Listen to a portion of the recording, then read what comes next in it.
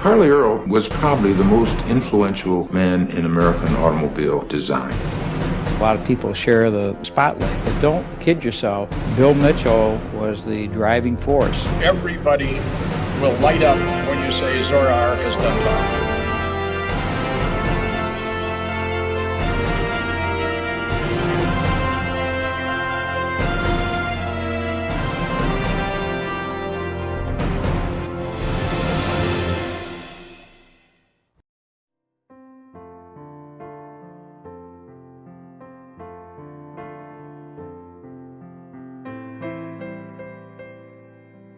She was fearless, she was kind. She was so special, so unique. I think Dollie Cole was driven, she was committed, and she was a great friend to all of us. One of a kind, loved her dearly. Visionary. Dollie was gracious. Dollie was delightful. Dollie was a car girl. All my brothers and I would describe my mother and most of her close friends as a force of nature. And she was. She was a kick-ass Texas woman, beautiful, smart, funny, creative, stubborn, opinionated. A wonderful combination. Those are just a few special people sharing their thoughts about our first inductee into the 2019 Corvette Hall of Fame, Dollie Cole. As you can see, she made an impression on everyone she came in contact with, changing not just the Corvette world, but the world around her along the way. She was born in May of 1930 in Fort Worth, Texas. Her parents were divorced about 6 weeks after she was born, so she went between relatives' homes. She grew up with not a lot. She was very lucky. She had my Aunt Annie, after whom I was named, Anne Murray, who was especially wonderful to her and taught her about having class and being a lady. My mother was very ambitious. You know, she wanted to make a difference. She wanted to be somebody. She wanted to do good works and good things and live a big life. When she was married to Ed, and he was president of General Motors, and he was the absolute consummate car guy. And he loved the Corvette. And because he loved the Corvette, she loved the Corvette. You know, my dad was so smart and so quick and so energetic. And he needed somebody like Mom to keep up with him. And she did. I mean, they hunted together, they fished together, they both flew. She held tools when he was inventing. They were good together. It was fun to watch and to be a part of that. While the world at large came to know Dollie as the wife of Edward N. Cole, she wasn't the kind of automobile executive wife to let that be the one thing that defined her. Dollie Cole is the wife of the world's most powerful and highest paid executive, the president of General Motors. But her way is not the way of corporate presidents' wives. She says what she thinks and acts what she feels. She's really liberated. I like her because she's honest, down to earth, and candid. She's also an elegantly beautiful woman and does her own housework, drives a zoo bus, is a qualified speech therapist, goes fishing with her sons. She works with the handicapped, has driven the pace car at the Indianapolis 500. She calls her Butcher and Henry Kissinger by their first names and knows how a compression engine works. She's a darling girl. Her name is Mrs. Dollie Cole.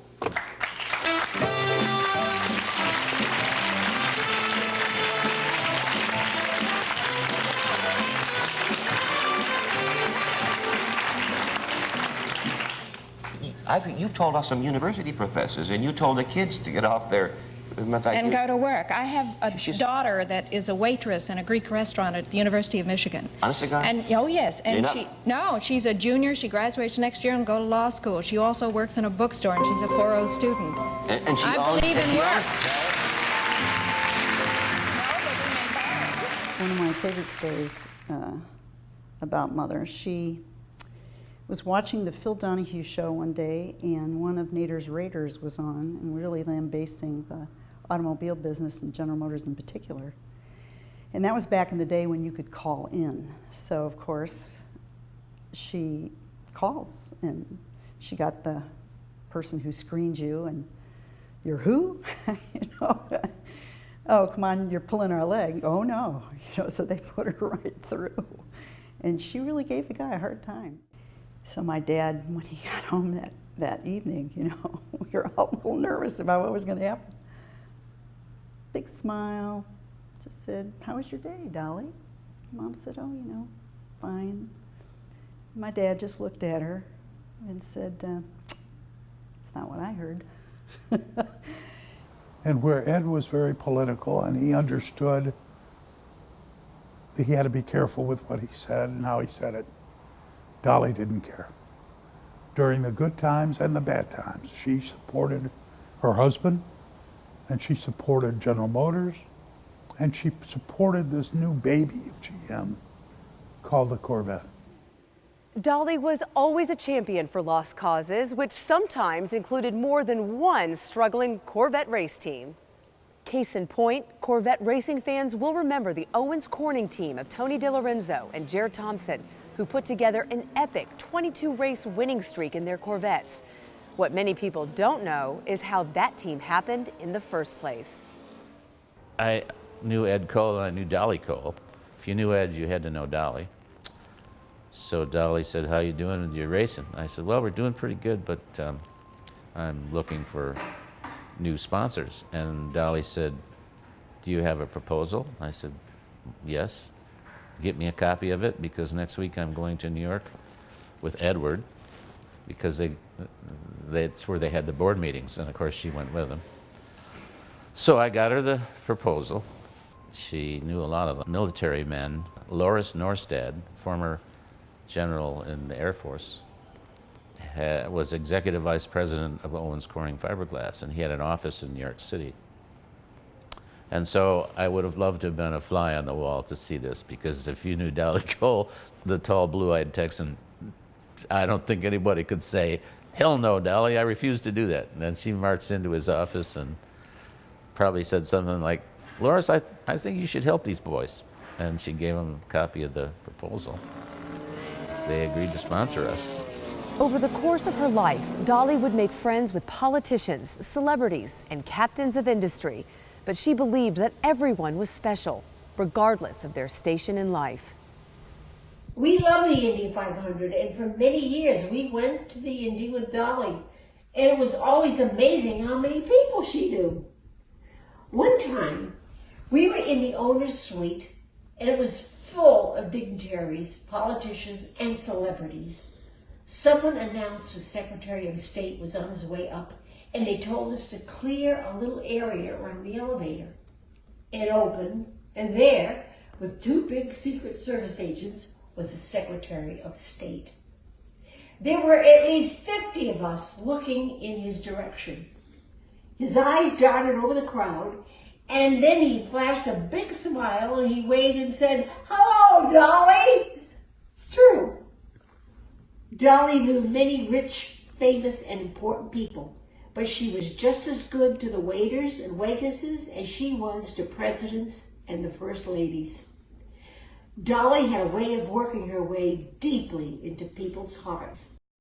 So she had great range, conversing with the kings and queens and the presidents of the world, you know, I mean, but she was able to come down and be one-on-one with you, with a young person, which I think is a great trait. I was a driver at Indianapolis. I show up as a rookie at the ripe age of 23, and I just remember her and Mary George were great friends, of course. The nice thing to us young drivers, they were very, very motherly-like in a certain way. You know, they sort of took care of the young guys coming along. I've always looked forward to seeing Dollie at Indy. She was such a car person, and to me was almost a fixture at the Indianapolis Motor Speedway. And to me, when I think back in 1972, when we had our first success there, Dollie rode in the pace car with Jim Rathman. Ironically, Mark Donahue won the race that year. So, you know, I've got tremendous memories of Dollie. She was a great friend, and by the way, she was something special at the Speedway. Growing up the way she did, it was very important to her to champion the underdog, the underprivileged, the helpless. And so she zeroed in on charities that related to children and to animals. We had Dollie on and Dollie off. Dollie on was much better than Dollie off, but Dollie on meant a lot more work for me. And there was no problem she couldn't solve. There was no way that anything could not finish. But that was okay, because there was thousands and thousands and thousands of people that benefited from her energy put forth towards charities. After tragically losing Ed on May 2nd, 1977 in an airplane accident, Dollie became committed to keeping his memory alive. She did this by celebrating the Corvette with Corvette people every chance that she could. The Dollie Cole Award began many, many years ago when she started attending the Lone Star Corvette Classic on a regular basis. She would come out to the car show on Saturday. She loved looking at the cars, but more than anything, she loved talking to the people. When you went to a show and Dollie Cole was at the show, you always knew it. You could see the lady that had the big blonde bun with the purple flowers in her hair and the big glasses. The purple flowers signified Dollie on. That was almost the switch. And she would go to anybody and talk to anybody with any car. She loved it. She loved promoting my dad. She loved the car. And she was all for the Chevys and the Corvettes. She also found another cause to get behind, a museum in Bowling Green, Kentucky, built by enthusiasts to honor the design, engineering, production, and enjoyment of the Chevrolet Corvette, the National Corvette Museum. Well, Dollie was a person, obviously, that wanted to get things done, and I go back to 1994 when she was key to the opening of the new Corvette Museum, and following that in the years 2000 and 2001, she was the chairperson, so I'd have to say that her fingerprints are all over the museum, and what the early days were all about and what we have today is part of her legacy.